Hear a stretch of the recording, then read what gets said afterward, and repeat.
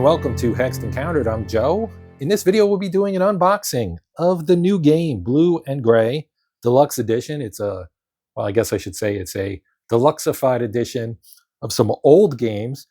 These are both of the Blue and Gray Civil War quadrigames that were originally published by SPI back in the 70s, and Decision has deluxeified them.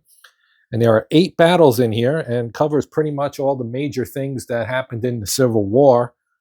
You have the battles of Antietam, Cemetary Hill, which is part of Gettysburg, Chickamauga, Shiloh, Chattanooga, Fredericksburg, Hooker and Lee, which is Chancellorsville, and the Wilderness. So, got a nice little painting here on the front. Flip it over, nice thick box, as you might expect for something that has 8 battles in it. You get a look here at the components. You can see the maps look really nice. Got a bunch of player aids and rulebook and all that good stuff. Look at the counters here. So our components in here, we've got a rules booklet, 4 17 by 22 inch double-sided mounted map boards, 912 9/16 inch die cut counters. That's 4 sheets of them. 1 system PAC, the player aid cards, 4 scenario setup PACs, 3 track display PACs, 2 6-sided dice, and storage bags. It is a 2-player game, 1 to 2 hours playtime. Hex scale is 219 yards, aka 400 meters. 75 to 120 minutes is the time scale for the game turns. Primary unit scale is regiment through division. It is low complexity. It says very low complexity, actually. And solitaire suitability, high. So here we go. This is the little bit from the back here. It says the American Civil War was the bloodiest conflict and a defining event in the history of the United States. The tragedy of the conflict was amplified by the fact the battles were brutally fought with Napoleonic tactics while using new and more lethal weaponry. As a result, over the course of nearly 4 full years of war, roughly 700,000 Americans were wounded or killed in battle, along with another 400,000 soldiers dying from disease.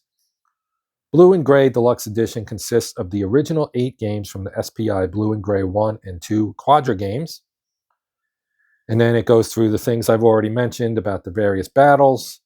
Among the most important, the game mechanics used in this series are based on the well-received Borodino/Napoleon at Waterloo system.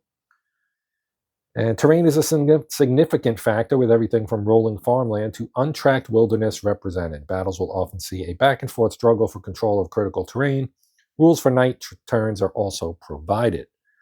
Standard set of rules are used, common to all 8 games, while each game also has its own set of exclusive rules, historical setups, and player and design notes, all from the original SPI games.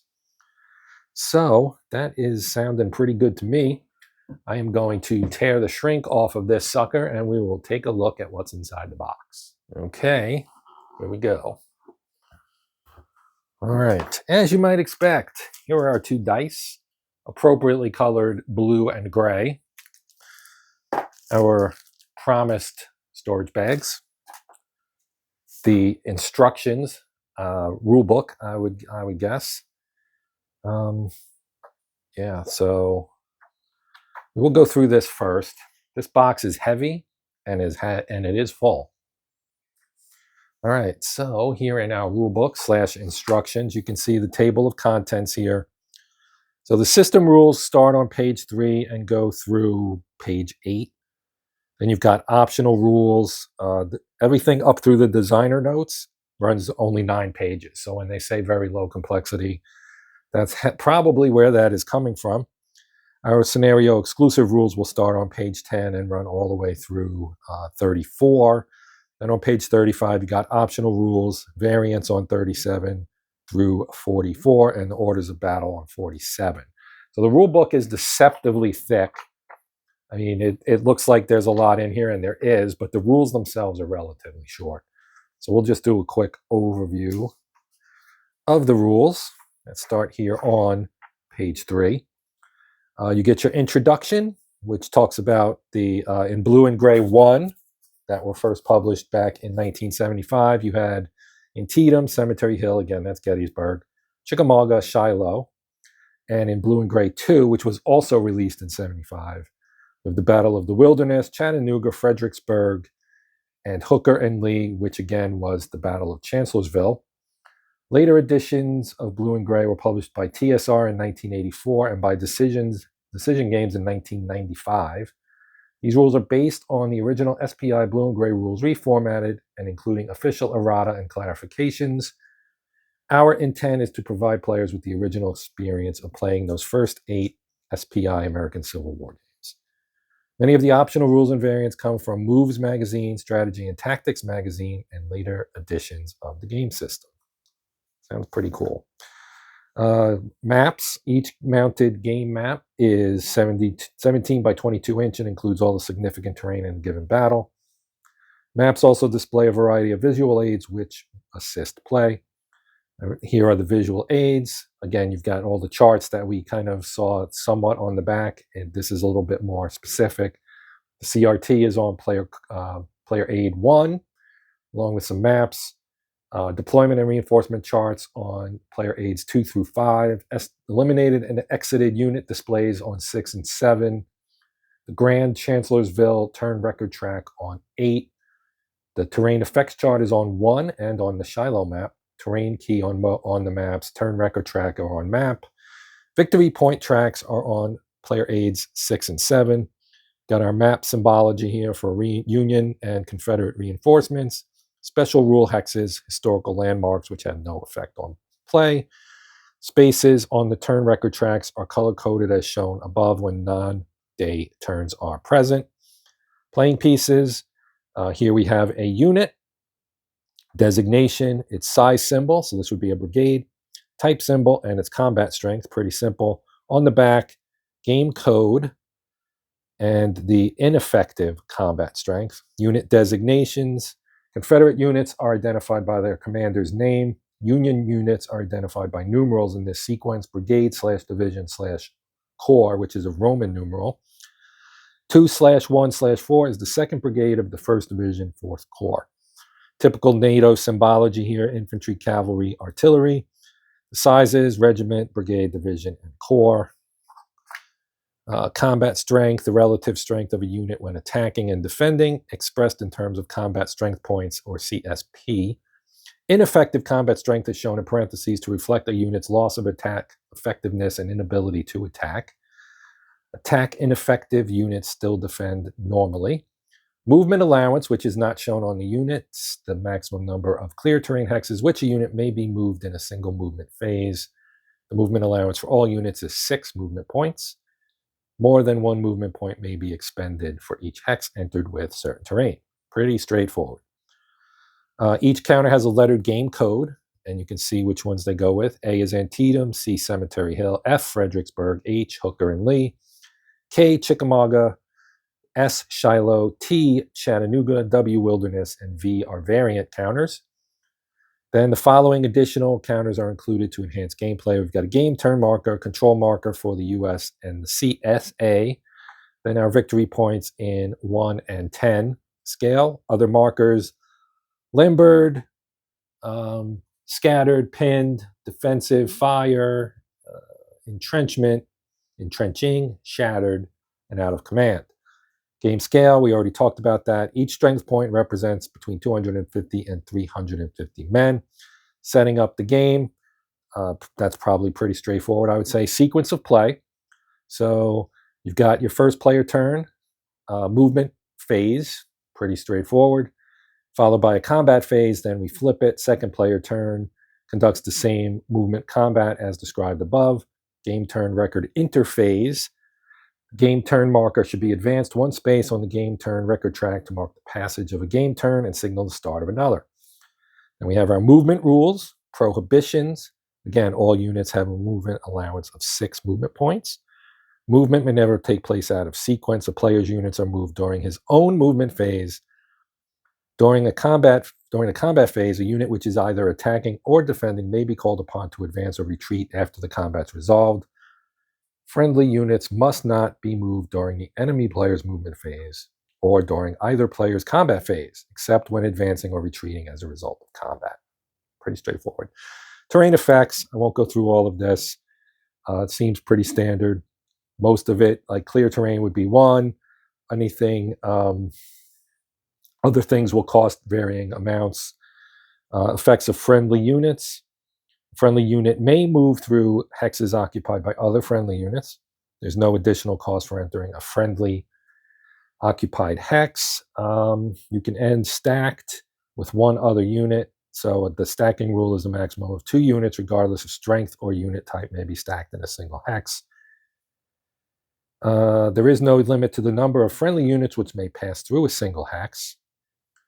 And friendly controlled hexes never inhibit the movement of friendly units. All right. 6 hexagons immediately surrounding a hex constitute the zone of control, ZOC, of any units in that hex. That makes sense. That's pretty common as well. Hexes upon which a unit exerts a zone of control, or ZOC, are called enemy-controlled hexes and inhibit the movement of enemy units. All units must cease movement when they enter an enemy-controlled hex. Again, pretty standard. We'll get into this when I do some gameplay, because you can bet your bottom dollar I'm going to play this game. Combat. Important. Artillery units are the only units which may attack units to which they are not adjacent. That makes sense. It's not like they had, at this scale, it's not like they had the firepower to really project beyond, the adjacent hex, essentially.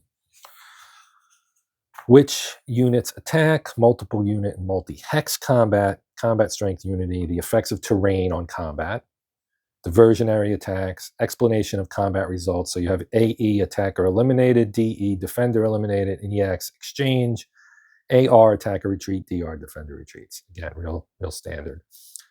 Retreating and advancing as a result of combat. We have rules for that here. Displacement. If the only hex available to the retreating unit is one which the unit could not normally move into because of stacking restrictions, again, 2 units per hex, then one of the units in the hex must be displaced. So it lets you displace a unit. The displaced unit's moved back by the owning player as if it were retreating, and its position is taken by the retreating unit. The displaced unit itself may not be forced into enemy-controlled hexes or other prohibited hexes. 1 retreating unit displaces only 1 unit in a stack.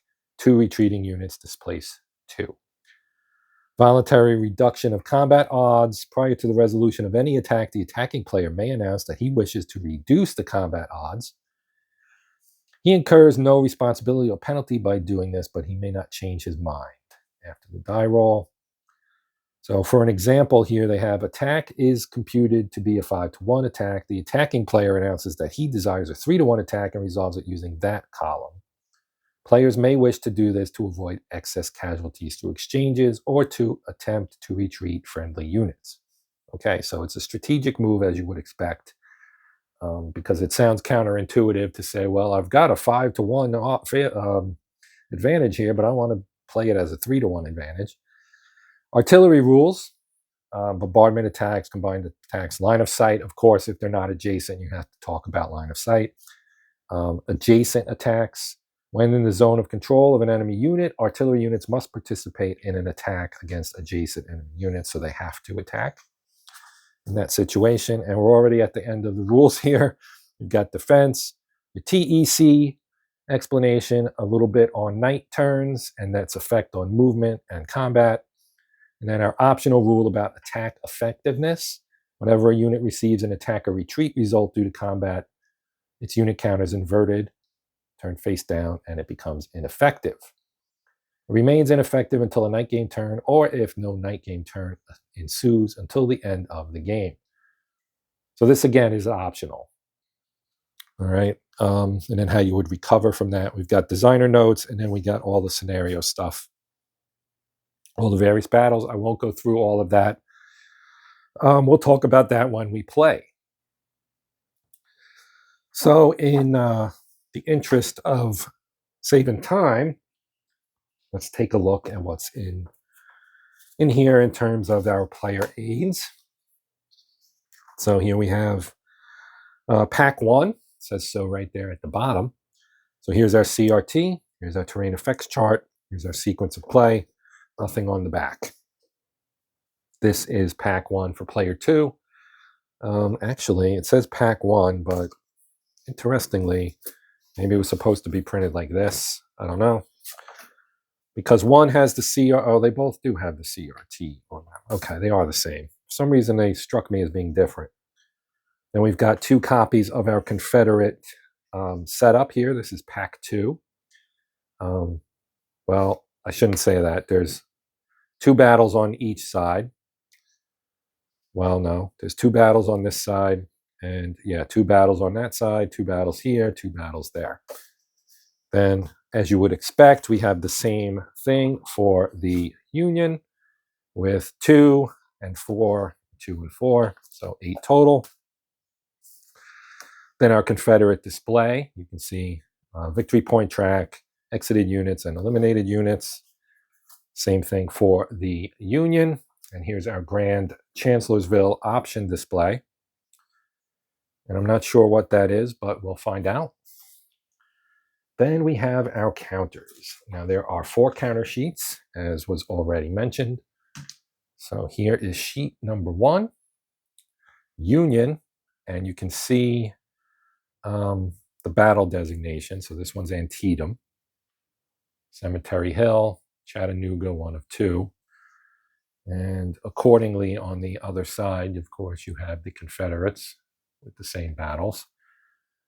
And the units, again, the Confederates have their leader on them, and the Union has the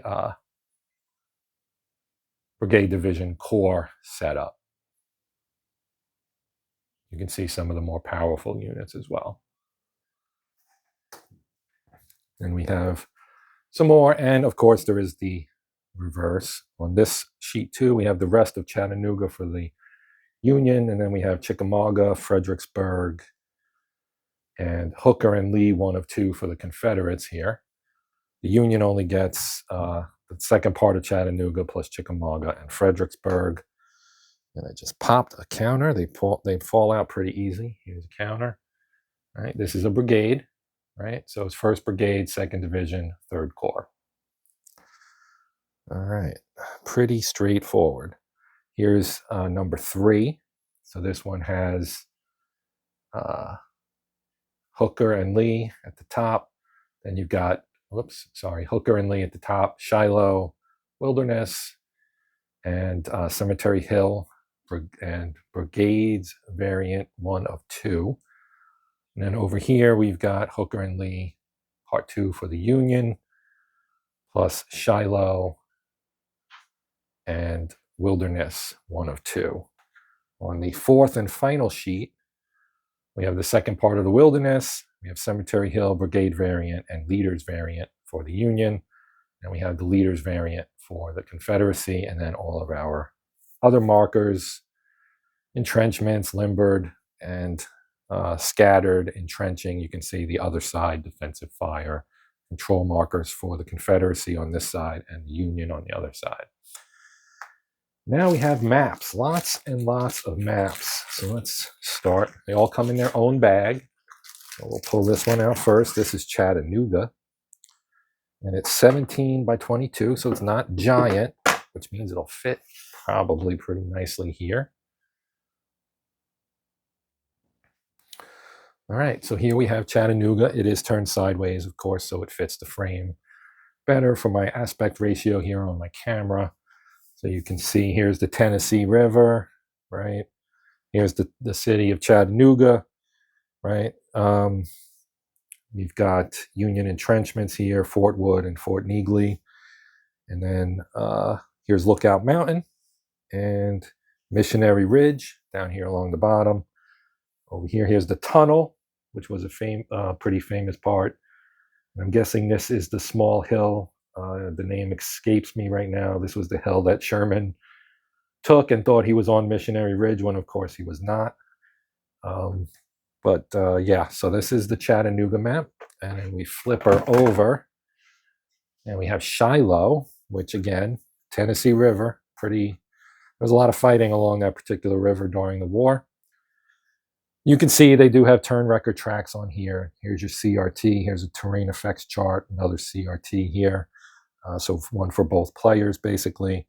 And then, the Shiloh battleground, I've actually visited it. It's very interesting. It's very large. But you have not a whole lot on here. Of course, here's the church for which the battle got its name. And then there's just a lot of green in here and some ridges. And of course, here's Pittsburgh Landing. And that was where, of course, Buell ended up coming down and crossing the river. And that helped the Union push back on day 2 of that particular battle. So that is the first map. Here's the second. I can get it out of here. This one is Chickamauga, it looks like. So here, let's unfold it. This one is, yes, Chickamauga, the last victory. All right, so this is just off map from the Chattanooga map, because up here is Missionary Ridge, right? Lookout Mountain would be kind of over there, and here's the Rossville Gap, and that's the little hill that caused Sherman a little bit of confusion there during the Chattanooga fight. So you can see this. Here's the Chickamauga Creek along this bottom area here. And this is where George Thomas earned his nickname of the Rock of Chickamauga. On this side, we go to Gettysburg. We've got Cemetary Hill. So here is the town of Gettysburg, of course, all the various roads leading into it. This is a pretty famous battle. Everybody's probably familiar with it. Seminary Ridge, and Culp's Hill is over here. Powers Hill. Here's Cemetery Ridge, McPherson's Ridge, etc. Just little round top, big round top. Very famous battlefield, of course. All roads lead to Gettysburg, at least on this map. And finally, we have, well, I shouldn't say finally, that was only 2. This is number 3. This is Hooker and Lee, which is the Battle of Chancellorsville. So another river, a lot of rivers nearby to some of these battles here. That would be the Rappahannock. And so here is Chancellorsville right here. Fredericksburg, I believe, would be this way. Yeah, no, this way. Here is Wilderness Church. Where is it? No, it is this way. It's that way. Sorry, I got myself turned around a little bit. Yeah, so again, a lot of woods and, clearance. This, of course, is a famous battle where Lee split his forces not once but twice, and with some good leadership from Stonewall Jackson, was able to defeat the Union in detail and make a laughingstock of Joe Hooker, who had a massive manpower advantage and managed to lose the battle anyway, through indecision largely. Now this side, of course, would be the Battle of the Wilderness, which is really adjacent to the battlefield we just saw. Wilderness Tavern is here. And again, this is the same area. We've got the Rapidan down here. It's a little bit off. And then speaking of the same area, on the next map, we're going to see Fredericksburg. This was all, of course, in Virginia. And here we have Fredericksburg.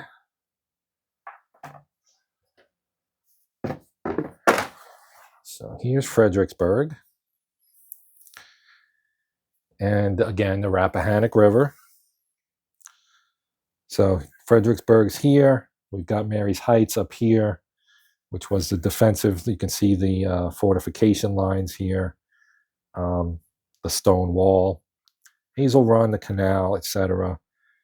Falmouth is over here, and Salem Church is here, and the